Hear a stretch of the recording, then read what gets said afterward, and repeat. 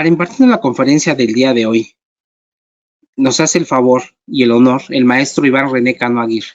Él tiene una licenciatura en Ciencias Religiosas por la Universidad de Navarra. También tiene una maestría en Educación por la Universidad Salesiana. Tiene un diplomado en Psicología de la Formación y Acompañamiento Vocacional, docente en diversas instituciones y orgullosamente ponente del Instituto Mexicano de Tanatología AC. Yo le agradezco, le cedo la pantalla y el micrófono al maestro Iván René Cano para que imparta la conferencia del día de hoy, El amor, la vida y la muerte desde una visión griega. Muchas gracias, maestro, son todos suyos y adelante. Muchísimas gracias a todos los que comparten en este momento esta conferencia. Es para mí un privilegio el poder dirigirles la palabra. ¿Por qué? Porque justamente la palabra es la forma en que tenemos de nombrar al mundo, de codificar todo tipo de experiencias, y en ese sentido la palabra tiene también gran poder. Y justamente el poder de la palabra acompañaba al personaje principal del mito, de la historia que nos acompañará el día de hoy, Orfeo. Orfeo era hijo de la musa Calíope. Calíope quiere decir la de hermosa voz. Sabemos que las musas, en total 9, eran las inspiradoras de las artes. En este caso, Calíope lo es de la poesía, de la elocuencia, de la palabra. Por lo tanto, estas características son heredadas al hijo Orfeo. El padre de Orfeo, en algunas de las versiones, porque sabemos que los mitos tienen pues varias versiones, diferentes lugares, personajes, dependiendo quién nos lo transmita. El padre de Orfeo, al menos en las versiones más conocidas, es nada menos y nada más que Apolo, uno de los dioses olímpicos, dios de las bellas artes en general, de la música y una divinidad solar. Acuérdense de eso. Por lo tanto, por la vía paterna, por la vía materna, Orfeo lo tiene todo para ser un gran orador, un gran músico, tener un dominio privilegiado de los instrumentos. Ahora, no solamente era un músico sobresaliente, sino que su arte tenía un efecto sobrenatural. Es decir, ejercía una influencia no solamente en los animales, las plantas, los árboles que se inclinaban y se mecían al son de su música, sino que también era capaz de llegar a las conciencias y a los corazones de seres humanos y de dioses. La segunda protagonista de la historia de hoy es una ninfa, la ninfa Eurídice. Decía que la música llegaba a todos los seres, también a estos seres mitológicos, las ninfas, que como sabemos las había de las aguas, las había de los bosques. Esta era una ninfa de los bosques llamadas dríades. La palabra dríades en griego tiene que ver con un árbol en particular que es el roble. Eurídice, pues, era una ninfa de los bosques que pues se enamoró de la bellísima voz de Orfeo, y ella no le fue indiferente al gran artista, sino que pues también reparó en la belleza, en la sencillez, en la gracia de Eurídice. Ambos se enamoraron y contrajeron matrimonio. Y hasta aquí una historia feliz, que no sería una historia griega si no siguiera a continuación la tragedia.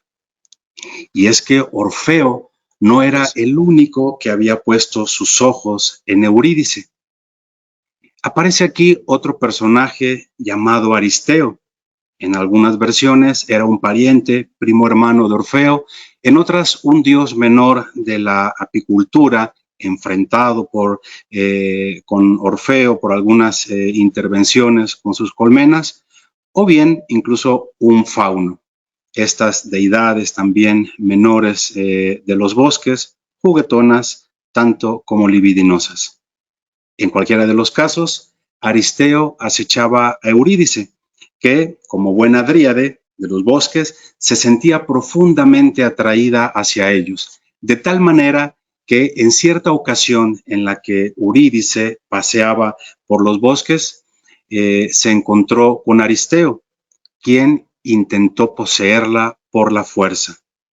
Eurídice, en su intento de huida, se encontró con una serpiente que la mordió, inoculándole el mortal veneno. Ante los gritos de auxilio de Eurídice, acude Orfeo, a tiempo para llegar solo a contemplar el último hálito de vida de Eurídice, quien pasó a ser ahora parte del reino de los muertos. Imagínense ustedes ahora el terrible desazón, la terrible tristeza, la aflicción de Orfeo, quien convirtió ahora su música pues en un lastimero, en una lastimera melodía para expresar la terrible pérdida por su amada. Y sabemos el efecto que ocasiona la música y la voz de Orfeo, de tal manera que esa misma tristeza inundó todo el entorno. También ciertas ninfas de los bosques se compadecieron de él, contagiadas de su tristeza, y le dijeron que con su poder fuera en búsqueda de Eurídice.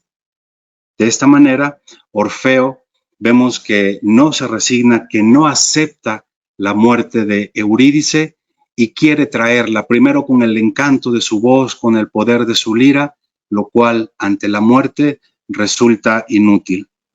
Acude a Zeus, el más grande de los olímpicos, y Zeus le contesta que él no puede hacer absolutamente nada por él, porque ni siquiera el rey del Olimpo puede transgredir las normas establecidas con su hermano Hades, el rey del inframundo. Pero le da un atisbo de solución y le ofrece que el dios Hermes, esta divinidad mensajera, este dios viajero de botas y casco alado, podía guiarlo hacia la entrada del inframundo. Así fue como Orfeo llega al inframundo para poder negociar, intentar el rescate de Eurídice. En primer lugar, se encuentra Orfeo con el primero de los obstáculos, que es esta bestia mitológica, este perro de 3 cabezas llamado el cancerbero, encargado de no dejar pasar ningún ser vivo a este reino que no les corresponde en absoluto, el inframundo. Sin embargo, Orfeo, con la magia de su lira, logra adormecer al cancerbero y poder atravesar los umbrales del inframundo, para encontrarse en un segundo momento con Caronte, aquel conocido barquero de la muerte, el encargado de remar y trasladar a las almas de los difuntos a través del río Estigia. Caronte recibía las almas de los difuntos, quienes, tras su respectivo óbolo, su respectivo pago, una moneda, podían embarcarse y ser trasladados a la otra orilla del Caronte. Por eso esa costumbre antigua griega de enterrar a los muertos, los cuerpos, con una moneda en la boca. Los muertos obviamente no llevaban pues ningún atuendo, ninguna bolsa, nada. Entonces ahí donde se podía guardar la moneda y no perderse, pues de ahí mismo la iba a tomar Caronte como pago de sus servicios. Y aquellos que no podían pagarlo o porque por las razones de su muerte o de su estilo de vida no eran acreedores a pasar por este río, estaban condenados a vagar por las márgenes de estos ríos sin rostro, sin conciencia, sin conocimiento. Porque otra condición para poder acceder al Hades, al lugar de los muertos, era beber un sorbo del río Leteo, que quiere decir olvido. Después del sorbo de estas aguas, todos los recuerdos, todas las pasiones, tanto si fueron felices como si fue sufrimiento, todo hilo que pudiera atar a los vivos con el reino que habían dejado era completamente olvidado. De alguna manera, digámoslo así, se reseteaban las almas, quedando completamente en blanco. Muy bien, aquí llega Orfeo y pues sube a la barca de Caronte. Sin embargo, al subir a la barca, ésta se mece ligeramente y es donde Caronte se vuelve y se da cuenta que está frente a un ser vivo. Los muertos, las almas de los muertos, no tienen peso, no pueden ocasionar ese efecto. ¿Cómo es que tú, Orfeo, has movido mi barca? Además, tus mejillas están sonrosadas y tu cuerpo emana calor. Aquí el desconcierto de Caronte, estando en contacto con algo que prácticamente había quedado olvidado y que eran todos los signos de vida. Efectivamente, aún estoy vivo, le contesta Orfeo y comienza a exponer las razones de su presencia ahí. Y con la magia de su lira es capaz de conmover a Caronte, quien también había olvidado prácticamente lo que era la música. El barquero de la muerte, conmovido, accede a transportarlo a través del río Estigia para que pueda acceder al Hades. Una vez frente a los reyes del inframundo, porque tiene reyes, ya mencionamos a Hades, pero también está la reina Perséfone, la reina raptada, que de alguna manera es el vínculo, es la presencia de la vida que se encierra en todo lo que llamamos muerte, y también acá en este mundo donde abunda la vida, también se oculta la muerte, pero esto es tema para otra conferencia. La reina del Hades, Perséfone, la reina raptada. Ante ellos dos se presenta Orfeo y comienza a exponer sus motivos, comienza a exponer las razones de su presencia ahí, de su gran amor por Eurídice y cómo desea recuperarla, al menos temporalmente. Yo sé que tendremos que volver aquí para pasar toda la eternidad, pero al menos déjame disfrutar en esta corta vida de mi amada Eurídice. Sin embargo, Hades no se conmueve. Hades no tiene sentimientos, Hades no tiene corazón. Hades es un dios implacable. La muerte es implacable. Y esto es lo que Perséfone intenta hacerle ver a Orfeo. Aunque parezca que te escucha, no te engañes, él no te escucha. Él es incapaz de conmoverse, y aquí la magia y la lira y los cantos y el poder de persuasión de Orfeo no hacen absolutamente nada. Pero sí llegaron al corazón de Perséfone, quien entra en una profunda tristeza, comienza a llorar de forma inconsolable y a interceder por Orfeo. Allí donde los sentimientos no hacen nada, de todas maneras, incluso en el inframundo y con el rey del Hades, la esposa es la esposa. Y Hades le cumple el deseo por intercesión de Perséfone. Sin embargo, este deseo tiene una condición. Podemos llamar a Eurídice a nuestra presencia y podrá seguirte, pero con la condición de que en ningún momento, por ninguna razón, vuelvas tu vista atrás para mirarla. Esto podrás hacerlo hasta que los rayos del sol, de allá arriba del reino de los vivos, bañen completamente el cuerpo de Eurídice. Orfeo aceptó gozoso y comenzó su tortuoso camino de regreso hacia la salida del inframundo. ¿Quién sabe qué demonios, espectros, amenazas tenía que atravesar, con la incerteza de que su amada fuera o no detrás de él?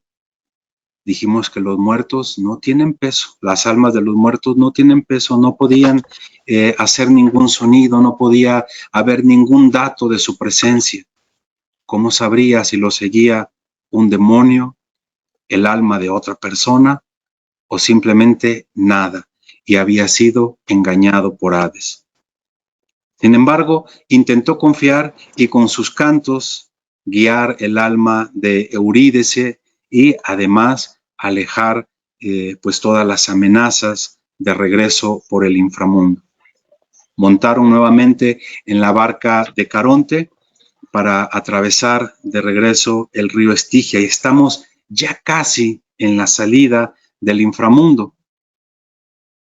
Orfeo siente ya los rayos del sol sobre su cuerpo.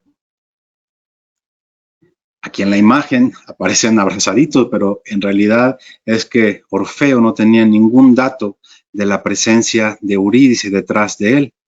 Tenía simplemente que confiar. Cuando Orfeo sintió los rayos del sol sobre su cuerpo, no resistió la tentación. Y no sabemos si por inseguridad, no sabemos si por desconfianza de la palabra del rey del inframundo, no sabemos si por impaciencia o por amor, pero Orfeo vuelve la vista atrás justamente en el momento en el que Eurídice va saliendo del umbral del inframundo y donde solamente un paso, un pie quedaba todavía en las sombras.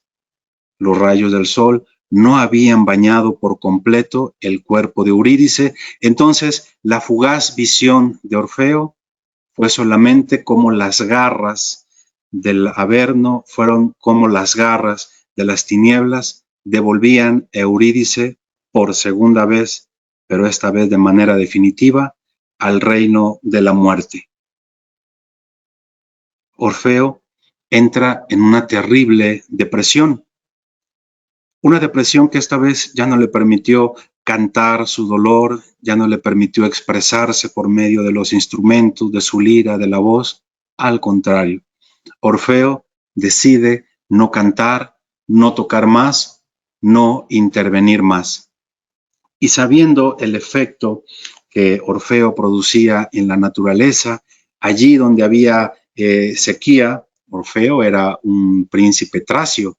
Entonces, ahí donde él habitaba, si había sequía, recurrían a él y Orfeo lograba que lloviera. Tenía influencia en los cambios estacionales, tenía influencia en todos los seres, en todas las criaturas, pero esta vez, al decidir callar Orfeo, la tristeza también inundó su entorno.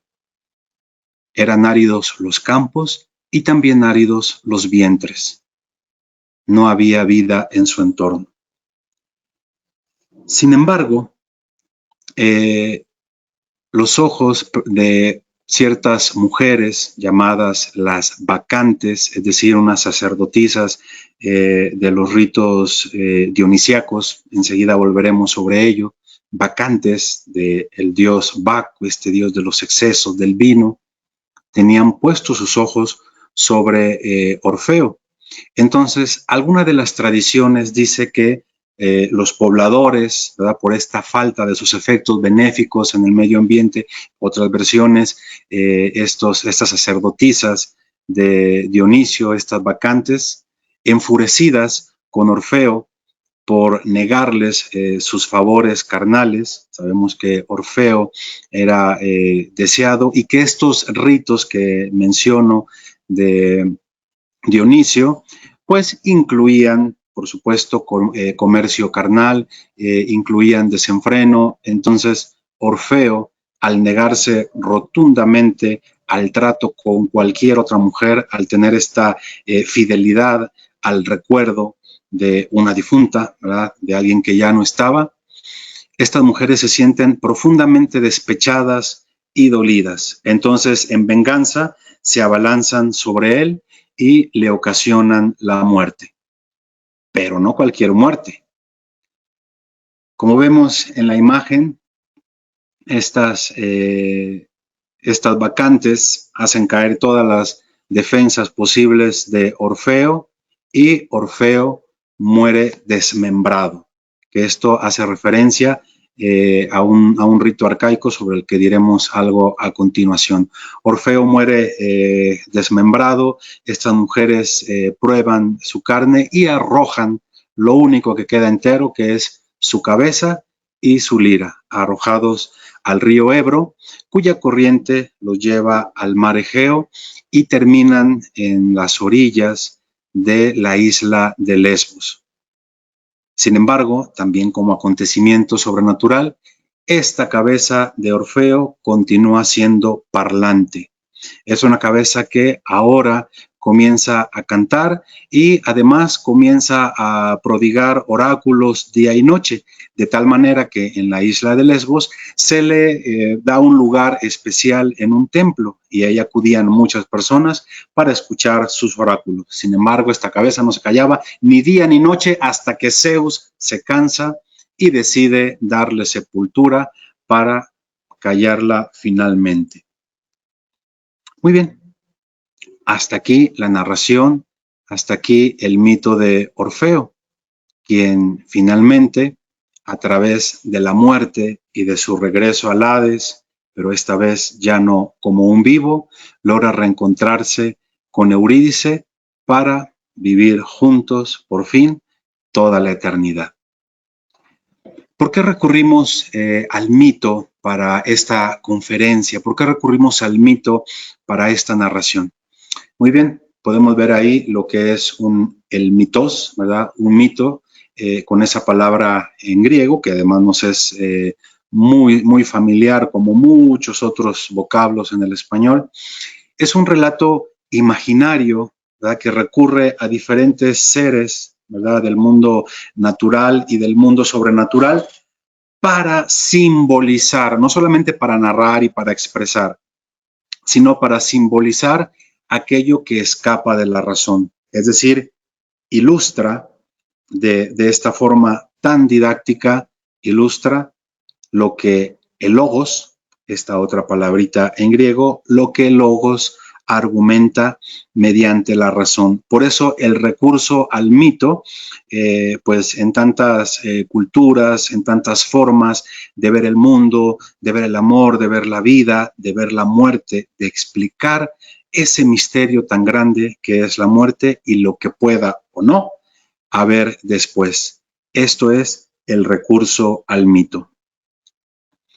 Pues en esta conferencia prometimos, ¿verdad? Como se anunció, hablar un poquito acerca del amor, de la vida y de la muerte. Comienzo con esta frase latina de Virgilio, que junto con Ovidio y otros son los que nos transmiten estas narraciones, estos mitos. Y dice Virgilio, Timeo Danaos et dona ferentes, que quiere decir, temo a los griegos, aunque traigan regalos. Y aunque la frase se refiere a aquel célebre pasaje del caballo de Troya, que seguramente todos ubicamos y conocemos, este aparente regalo, pero que dentro lleva la trampa, ¿sí? Este aparente don de los griegos, pero que una vez dentro va a causar la ruina de la ciudad. Y esto supera solamente este relato, este pasaje de las guerras troyanas y pasa a definir prácticamente todo el temperamento, pero incluso lo que el griego mismo espera de la vida, espera del amor y espera de sus dioses. Quiere decir, cuidado con el regalo, cuidado con el don, porque seguro que alguna trampa lleva. Y es que, lo vamos a ver a continuación, la relación con los dioses pues es bastante ambigua, bastante inestable. Entonces determina también cómo los seres humanos a la griega experimentamos el amor y experimentamos la vida. Y el amor, aquí me refiero el amor en sentido amplio, y es lo que explico a continuación. Para los griegos, pues ellos, como decía hace un rato, prácticamente nombraron el mundo y nos enseñaron a nombrarlo. Por supuesto, no fueron ni los primeros ni los únicos en hacerlo, pero su influencia fue tan grande y pasó a nosotros de forma tan contundente que compartimos muchos aspectos de esa forma de entender y de decodificar la realidad y de decodificar las experiencias incluso más centrales del ser humano, las más existenciales, como es el amor, como es la felicidad, por supuesto, como es la vida, la muerte y lo que pueda haber después. Entonces, pues los griegos nos heredaron estos vocablos. No son las únicas formas en que ellos lo clasifican, pero son las tres principales. Primero, el tipo de amor al que le llaman eros. Nuevamente, el vocablo no nos será ajeno, porque de ahí viene nuestra palabra en español de erotismo. El eros es este amor mediado por la carne, mediado por la sexualidad, ¿sí? Si hay afecto, un afecto que también desea poseer a la otra persona, que desea constatar su presencia, pero incluso apropiarse de ella, ¿no? Por eso este afecto, este amor, pero mediado por la carne, mediado por el erotismo, mediado por la presencia, mediado por la posesión, incluso, ¿verdad? Con ciertos sentimientos que podemos identificar como más negativos, incluso cuando puedo no tener el objeto de mi deseo, con todo lo que puede significar el resentimiento, el rencor o valerme de lo que sea para apropiarme del objeto de deseo. Y cuando digo objeto, no me refiero al amor o a la persona como objeto, sino a nuestro objeto en el mejor de los sentidos, es decir, allá donde nos dirigimos, porque ciertamente el afecto, el amor me mueve, pero no solamente hacia personas, no solamente hacia una pareja con un interés romántico, sino que también me mueve hacia la amistad, pero me mueve al sentido de supervivencia, pero me mueve a querer superarme, pero me mueve a trascenderme, pero me mueve a cosas pues tan sencillas, ¿verdad? Y tan humanas como es a afrontar el día a día. Todo eso está en esa capacidad volitiva, es decir, esa capacidad de querer del ser humano, de querer algo o alguien y moverme hacia ello. Si no, nos quedaríamos en nuestro lugar, ¿verdad? Si nada me moviera, nos quedaríamos impávidos en nuestro lugar. Pero tenemos una potencialidad definida por los griegos, ¿verdad? Que me mueve hacia las cosas, hacia las personas. Muy bien, este es ese primer tipo de amor, de afecto, el mediado por la carne, por el erotismo, por la sexualidad, y simplemente les pongo ahí, ven en su pantalla, como ejemplo, otro mito que también ejemplifica de una forma maravillosa, pues la existencia, la forma de ser humana, el mito de Eros y Psique. Pero esa es otra historia para otra conferencia. Pero bueno, ahí lo tenemos expresado, ¿no? Cómo estos mitos definen, delinean, expresan no solamente el mundo trascendente, sino que explican de forma muy profunda y didáctica todo lo humano. Hay otro tipo de amor, ¿sí? La filía, el filein. Esto quiere decir el amor filial, nuestra palabra en español. Sabemos que el amor filial, pues es el de padre, madre, a los hijos, el de los hijos hacia los padres. Luego de ahí hay otro amor que es el fraterno, ¿verdad? El amor de hermanos. Le digo que hay varias clasificaciones, pero yo aquí expongo solamente, pues, abuela pluma, estas tres principales. Este afecto, este amor mediado por la sangre, mediado por los lazos familiares, ¿sí? Se espera que el padre, la madre tenga un afecto benévolo, protector, nutriz hacia los hijos.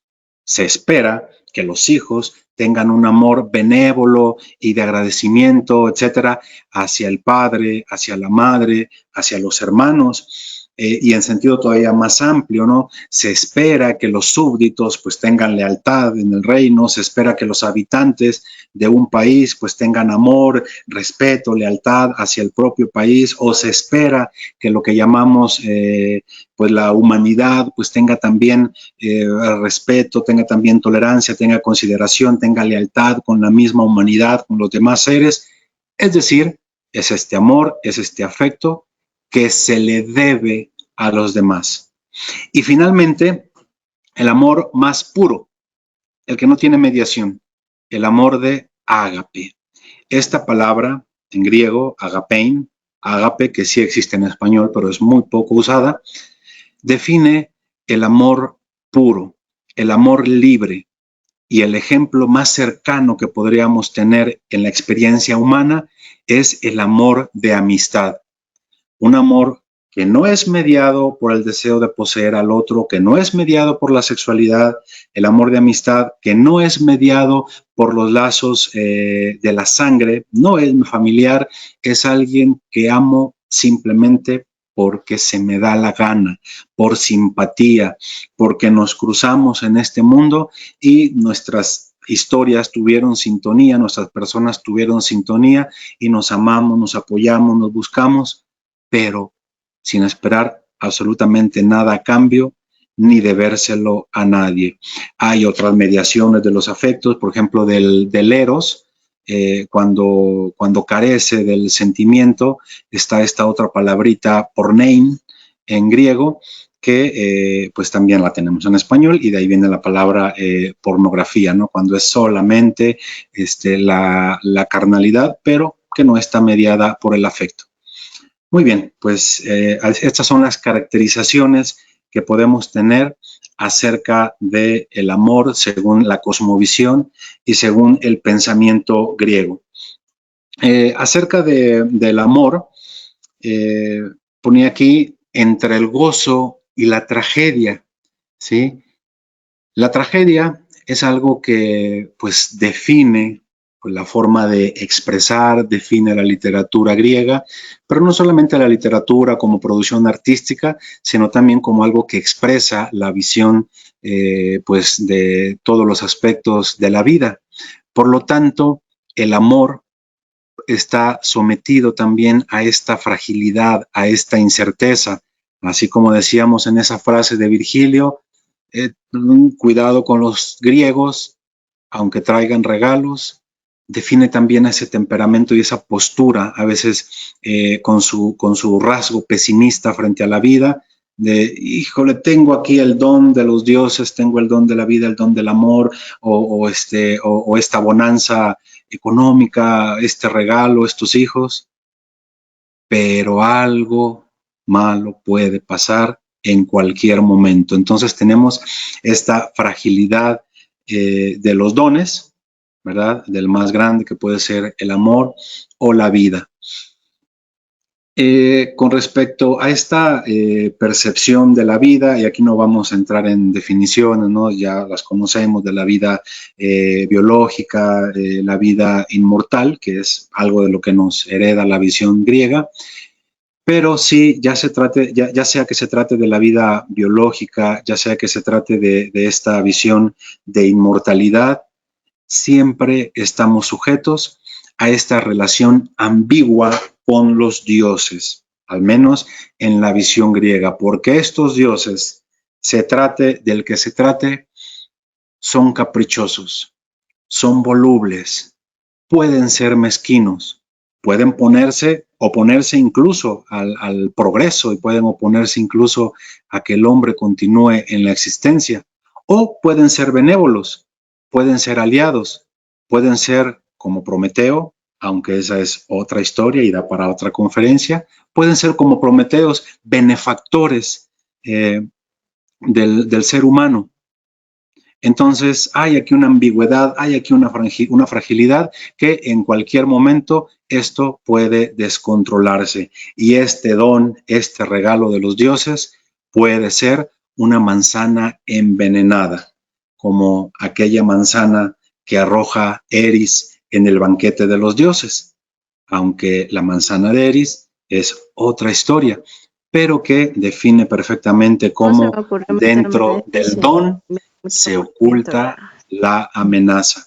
Entonces, la vida se define por esta interacción ambigua con los dioses, por esta felicidad que puede ser fugaz, por este amor que puede ser fugaz, por este sentido de impermanencia que, por supuesto, se nos ha heredado a través de otras tradiciones, incluso religiosas, ¿no? Creo que el culmen, ¿no?, de esta visión puede ser el pensamiento platónico que ve pues Sí. el cuerpo como un mal necesario, ¿verdad? El De esta amor alma que se por lo llama la pronto conferencia El está amor, la vida y atrapada la y muerte que en desde una algún visión. momento logrará deshacerse de este cuerpo y logrará liberarse, ¿no? Ya los caminos para la liberación, pues ya pueden ser muchos, pero si algo tenemos en común, ¿verdad? Todas esas formas de ver el mundo, es, como dice ahí, la inmortalidad del alma. Si nos vamos a esta interpretación que nos hereda Platón, encontramos una idea muy curiosa que se puede definir como metempsicosis o la transmigración de las almas. Recuerdan que les hablé hace un ratito de un sorbo de agua que tomaban las almas, un sorbo para olvidar del río Letio, que quiere decir precisamente eso, olvido. Este reseteo, como dije yo, de las almas, pues preparaba precisamente por si esta alma tenía que regresar y ocupar algún otro ser de la existencia. Entonces, aquí ya estamos mezclando varias tradiciones con rasgos bastante arcaicos, lo cual nos habla de que no estamos solamente 3 o 4 siglos antes de nuestra era, sino mucho más atrás, donde se están pues definiendo estas grandes visiones, ¿no? Estas grandes formas de interpretar la vida y la muerte. Muy bien, nosotros en esta visión, en esta cultura actual que puede ser, como les digo, incluso un pensamiento general o incluso religioso, estamos muy acostumbrados a verlo simplemente pues como pues de una manera muy dual, ¿no? Bueno, malo, permitido, no permitido, blanco, negro, etcétera. Y no nos permite esta mezcla, ¿no? Si yo elijo tal postura, pues tiene que ser esta y no la otra, ¿no? El otro es enemigo. Si yo elijo este pensamiento, tengo que ser fiel a este. Si yo elijo este credo, tengo que ser fiel a este credo y no se puede mezclar con otro. Esto no existe en el mundo griego y en esa simbiosis con el mundo romano, ¿no? Los dioses, unos y otros, podían convivir, podían estar enfrentados, había divinidades diferentes, locales, incluso domésticas, y no había ningún problema. Entonces tampoco había problema en convivir con esta idea de la transmigración de las almas o simplemente de un destino eterno. Pongo aquí esta imagen que ven ustedes en pantalla, también para definir de manera simple estos estados, ¿no? del Hades, y digo de manera simple porque hay más, los matices son varios, ¿no?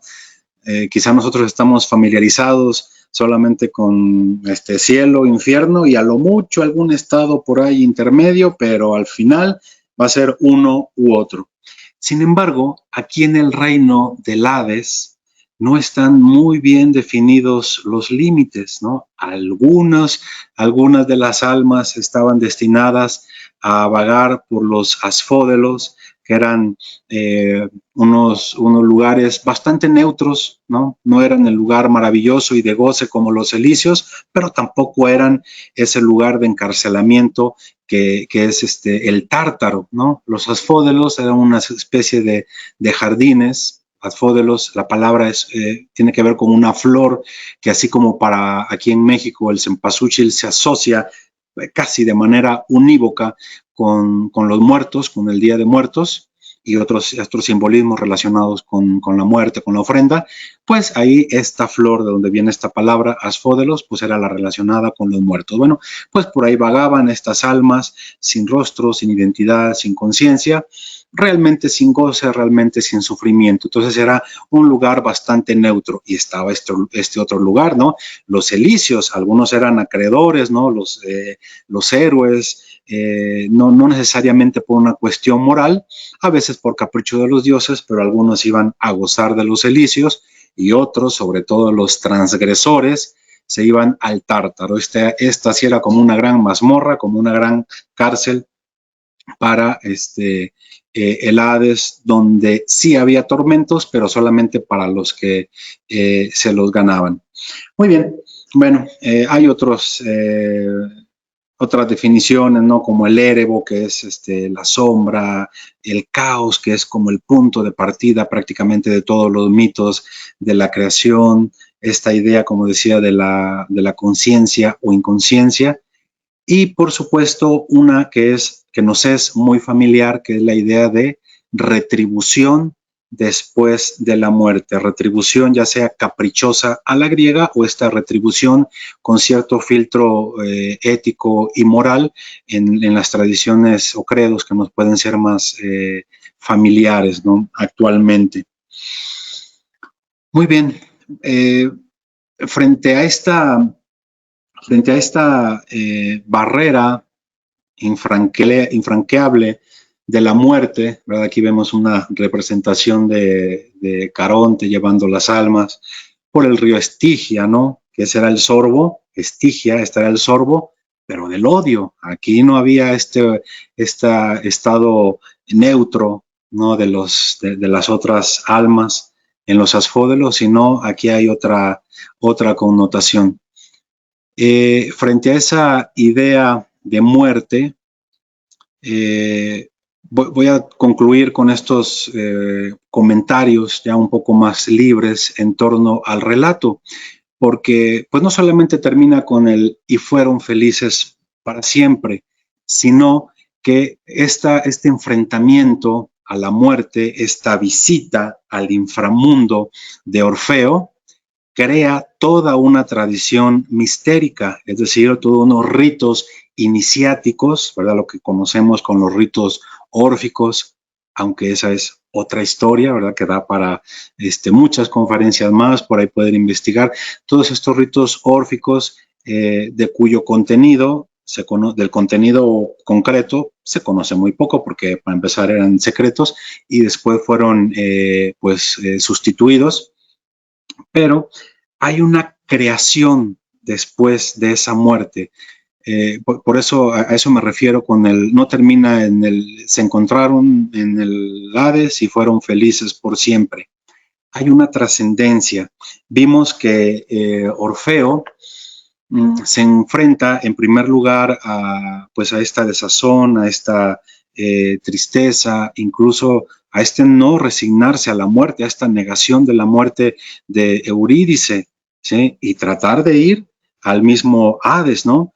Vemos este enojo por no poderla traer de vuelta, incluso la petición y el reclamo con Zeus. Y luego, pues, comienza este momento en el que él mismo baja a negociar al abismo. Y digo que estos comentarios son un poquito más libres porque pues quisiera que viésemos esa negociación con la muerte, simbolizada aquí en este descenso al lugar de los muertos. Esto que en griego diríamos catábasis, descenso al lugar de los muertos, y esta anábasis, ¿sí? O anástasis, de ahí viene el nombre Anastasio, de esta anástasis, ¿verdad? Que es pues el regreso, ¿no? La catábasis puede ser muy simbólica cuando nos enfrentamos a la pérdida, cuando nos enfrentamos no solamente a la muerte, ¿no? de otra persona, ¿no?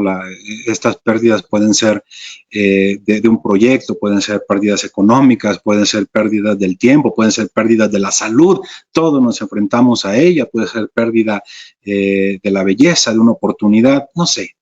el tipo de pérdida que sea, nos obliga siempre a una catábasis, es decir, un bajar a nuestros propios infiernos. Y aquí, infiernos no en la idea de esta tradición judio-cristiana como el lugar acá de las llamas, cuernitos, nada de eso, sino a lo más profundo del ser humano, allí donde Orfeo fue a negociar con la muerte, esta muerte que se presenta implacable y que sin embargo, después de esa negación, después de esa ira, después de esa negociación, pues viene esta profunda depresión de Orfeo, ahora sí ya ni para cantar el dolor, simplemente para sufrirlo y callar. Pero después viene una especie de trascendencia, de sublimación de todo este trayecto por el mundo de los muertos, ¿sí? Esta barrera infranqueable, hubo alguien que logró franquearla, ¿no? En este caso, Orfeo, aunque hay otros personajes, ¿no? En la tradición judeocristiana, pues también hay este descenso a los infiernos y este regreso, y otros personajes también de los mitos visitan el Hades. Sin embargo, como mortal, pues Orfeo, algo bueno tiene que salir de esto. Orfeo recorrió esos caminos velados para el conocimiento humano. Orfeo conoció esos caminos y regresó de ahí, entonces algo nos tiene que decir. Y por eso pongo ahí esa imagen de una tablilla órfica que en realidad es pequeñita, un poquito más grande que un boletito como que los que dan o daban en el autobús.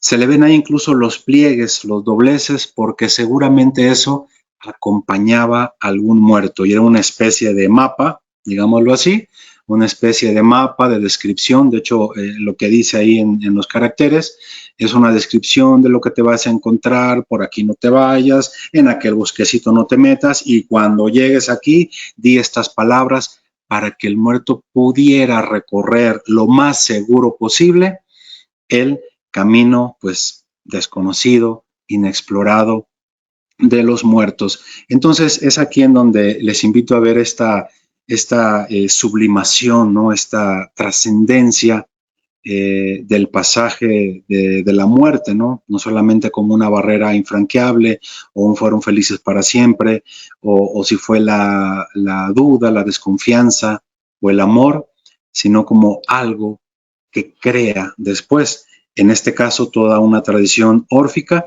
pero también un mensaje. Y por eso pongo ahí, Orfeo, no mires atrás, que fue, pues como les decía, ¿no? La trampita, la manzana envenenada del Hades. Hay muchas preguntas y en realidad ninguna respuesta. Si Orfeo miró atrás por desconfianza, por impaciencia, por temor o por amor, ya que el amor necesita la presencia, de alguna manera constatar algún tipo de presencia del ser amado o del objeto amado o de la meta buscada, ¿sí? No puede transitar y no puede madurar y no puede trascenderse con la ausencia total del objeto amado o del progreso. Por eso esa mirada atrás también pudo haber sido causada por el amor, ese amor que necesita constatar la presencia o al menos algún tipo de presencia del ser amado, y en este caso del ser amado una y luego otra vez perdido y finalmente poseído con la mediación de la muerte. Por lo tanto, la muerte aquí no solamente es barrera, no solamente es algo con lo que es tan difícil negociar y comprender, sino que la muerte también puede ser mediación para algún tipo de trascendencia, ¿no? Y digo algún tipo porque justamente aquí lo que estaba describiendo como esta trascendencia del mismo Orfeo, pues es este fruto en muchos más que dijeron, aquí hay un mensaje para que yo pueda recorrer mejor este camino de la vida y este camino de la muerte. Nuevamente con este simbolismo de entrar en nosotros mismos, de dialogar con la pérdida, de dialogar con el dolor, de dialogar con los retos, de dialogar con lo que somos para poder pasar a la anábasis, es decir, a levantarnos y pues lograr trascender o bien realizar, poseer los proyectos o el objeto amado del signo que sea. Pues con esto estoy ya finalizando este momento.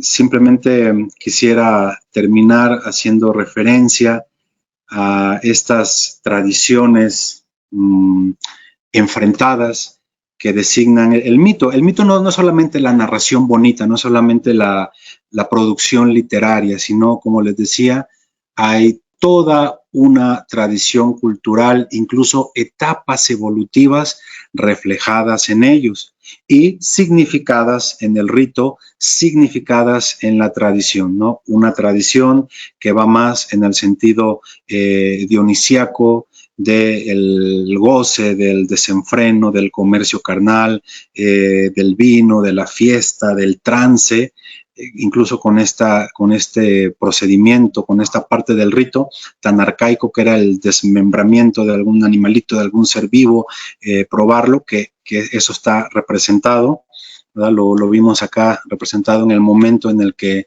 estas bacantes, pues, despedazan a Orfeo. Orfeo, después de su regreso, comienza una vida alejada de todos estos voces. Algunos lo ven como un anticipo, ¿no? Como un presagio de lo que será el monacato, no solamente de tradiciones cristianas, sino incluso anteriores, donde pues rechaza el comer carne, rechaza todos estos goces. Entonces vemos ya desde esta concepción griega, ¿no? Por una parte, todo lo dionisíaco, que es el exceso, y lo que se caracteriza como lo apolíneo, significado también en cultos, significado también en religiones, y ahí lo vemos en un mito, en una escena bien didáctica, bien plástica, como pues toda una etapa evolutiva, incluso de las religiones, ahí expresada y enfrentada. Pero bueno, esto da para mucha conversación. Solamente quiero expresar eso, ¿no? Que el mito, pues, trasciende la narración, trasciende la letra, trasciende la creación literaria y expresa también el espíritu humano, expresa también, la psicología, los deseos humanos y cómo explicamos y negociamos realidades tan centrales, tan importantes, tan existenciales como son el amor, como lo es la vida y como lo es el gran y profundo misterio de la muerte.